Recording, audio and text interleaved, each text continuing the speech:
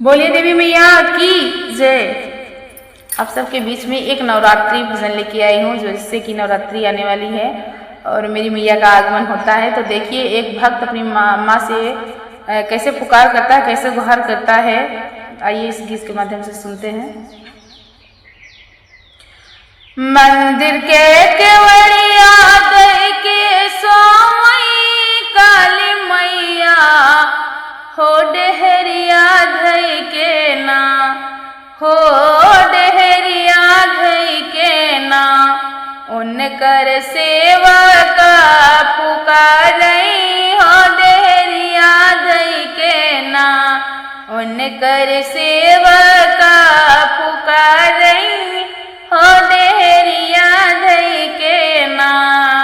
मंदिर कई केवड़िया दई के सोई अम्बे मैया हो डेहरिया धई के ना।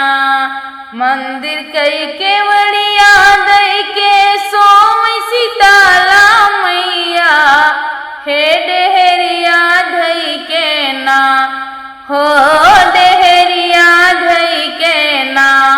उनकर सेवा का पुकारई हो डेहरिया धई के ना, उनकर सेवा का पुकारई हो डेहरिया धई के ना। काहे के सेवा का हो हमका जगाया हो कि सुतले रहली ना, हो कि सुतले रहली ना। हम गहरी ननिदिया हो कि सुतले रहली ना। हम गहरी ननिदिया हो कि सुतले रहली ना। हम गहरी ननिदिया हो कि सुतले रहली ना। हमरो विपतिया माई तोह से सुनाई हो कि सुनी लेत्यूं ना।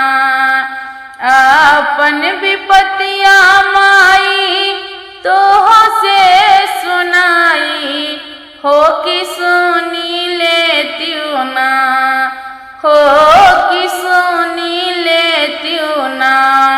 छाइल जिंदगी में अनहरिया हो कि सुनी लेत्यूं ना।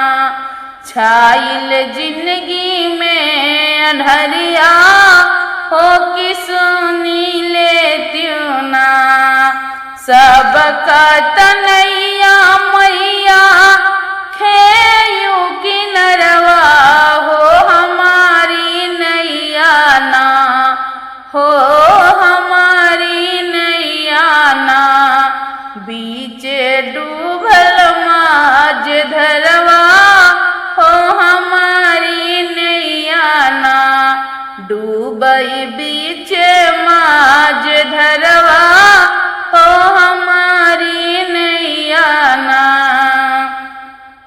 जाता न सेवा का हो अपनी महलिया हो कि तोहरी नैया ना, हो कि तोहरी नैया ना।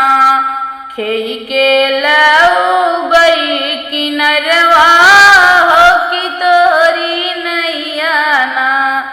खेई के लऊबई किनरवा हो कि तोहरी नैया ना। जऊ मोरी मैया खेई के लऊबू किनरवा हो कि हमारी नैया ना, हो कि हमारी नैया ना। माई देबई नारियल चुनरिया हो कि हमारी नैया ना।